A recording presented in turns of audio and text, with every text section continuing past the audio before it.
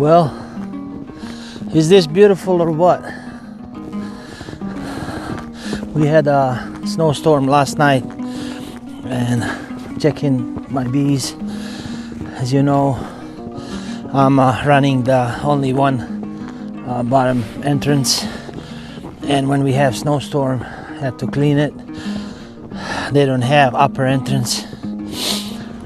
I don't have to, they can be okay for a few days, but after every storm I like to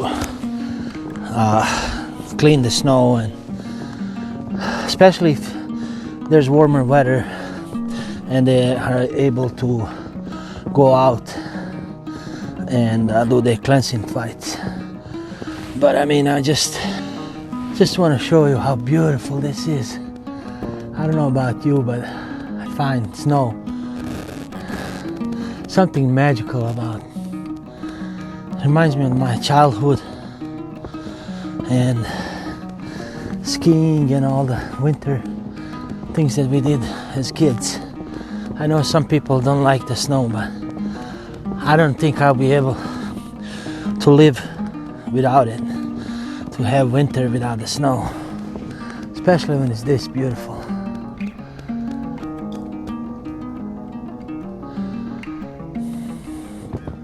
I don't know if my bees would agree with me. They like it when it's nice and warm and sunny, and my wife too. But I love the snow.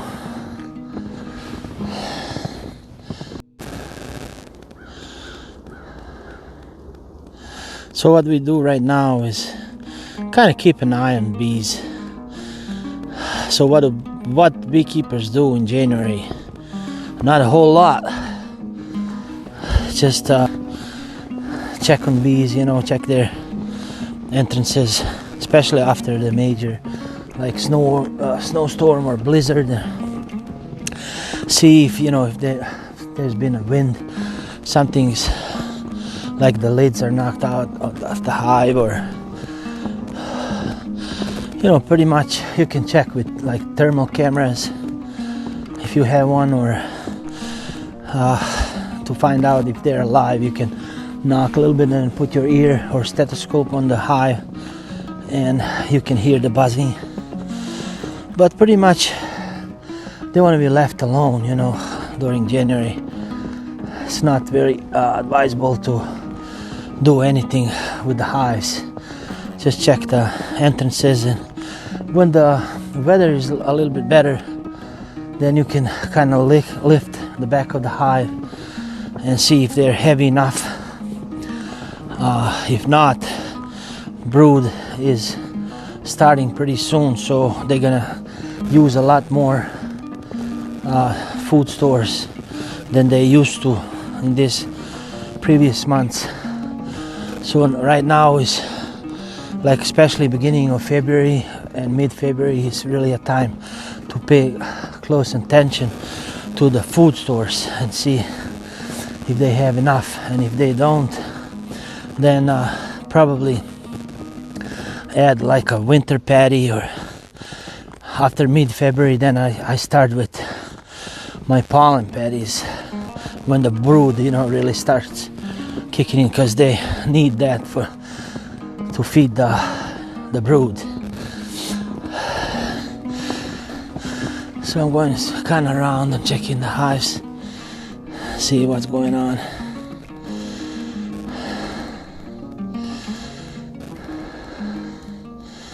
We have different configurations and different placement, southeast, east.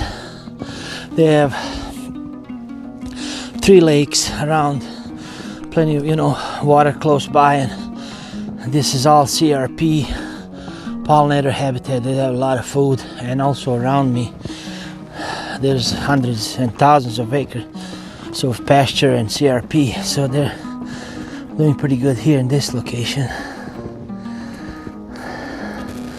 See, there's nothing to do here, just kind of keep an eye on the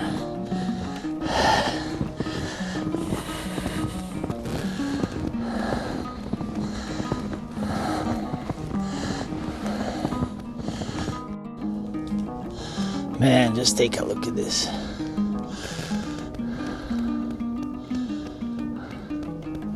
I wish I can describe it more, but this is just like a fairy tale to me. I don't know if the video is gonna do any justice, but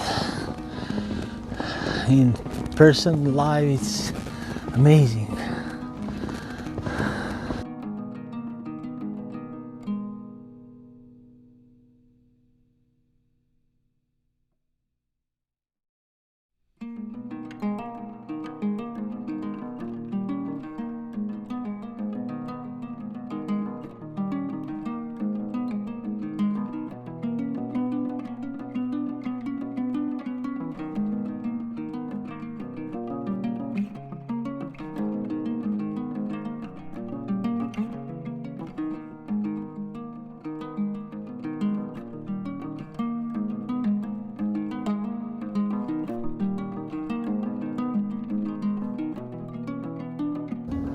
And it's still snowing a little bit.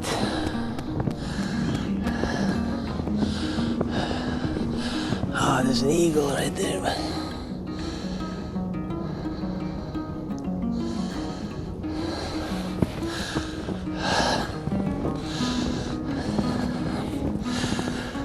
So this time of the year, just kind of you can check by like thermal cameras, knocking on the hive a little bit and then listening to the buzz. Watch for entrances, like it's very important to have mouse guards. If the mouse move in, that hive is pretty much done.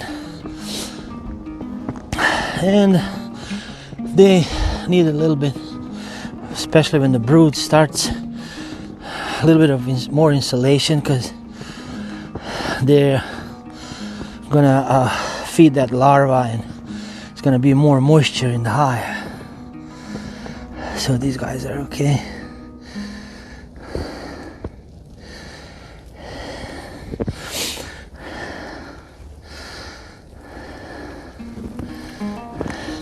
So you can watch like for dead bees in the front, but we had storm last night and there's no bees. Have been pretty cold, so there's no dead bees, but if there's warmer weather, they'll be all over here. It's like very weak sun.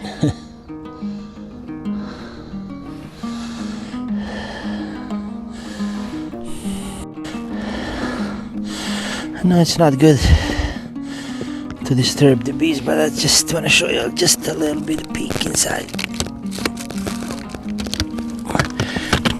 Here the girls are. Hi, girls. So not gonna disturb them. Just a quick peek. And yeah, you don't want to disturb them or open the hives or anything like that right now, especially when it's like under 40 degrees.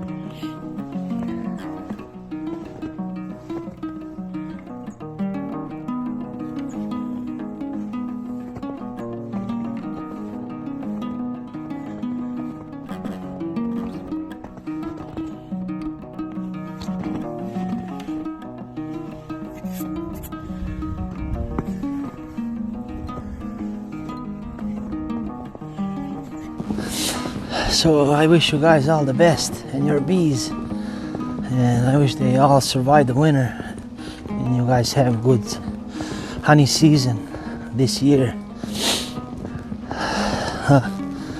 Right now is a good time to attend like bee club meetings or read a lot of as many books as you can, and just especially if you're like really new beginning beekeeper, even if you have years and years of experience, you always learn something new, and you can always learn something. So every winter I kind of go through and watch as many videos as I can and read whatever I can get my hands onto about beekeeping.